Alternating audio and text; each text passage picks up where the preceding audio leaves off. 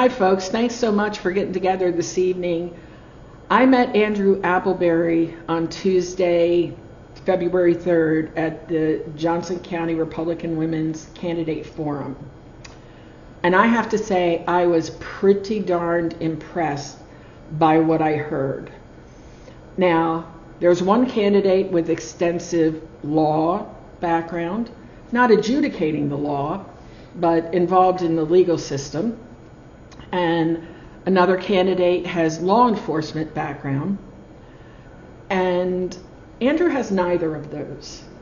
But what I heard from Andrew is he, as an EMT and a fireman previously, and now a respiratory therapist, has been involved in people's lives, sometimes in life and death moments, and more than once. What you do in a life and death moment, that's where it really counts. Andrew, can you tell us why you're running for Justice of the Peace in Johnson County for Precinct 1? Well, when I decided to run for Justice of the Peace, there was one very large impact that the judge had on my life. In 2012, I fought for custody of my two younger children. We all know in the state of Texas that men, it's very hard. Men usually do not win custody of their children in this state. I don't fault the state for that. That's just something that doesn't happen.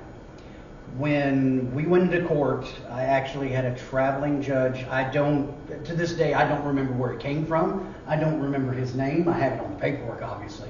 But he was a traveling judge, and he came in and he listened. And he actually granted me custody of my two youngest children, and that right there is what changed my life. I was I had no plans on going to school, no plans of doing anything else, just working and working and working and working. And when I got custody of my kids, I told him that education was very, very important. And I stepped back and looked and I said, how can I tell my kids that education is important when I don't even have an education? So right then and there, I decided I wanted to be a respiratory therapist. I got an associate's degree. I got my bachelor's degree during the second wave of COVID, working in the hospital at the same time, and also became a firefighter, EMT. I had already had my military service well in the back of my mind there, because I got out of the military in 2011. So it was really that judge who granted me custody of my kids that made that huge change in my life, and that's what I want to be able to do as a JP.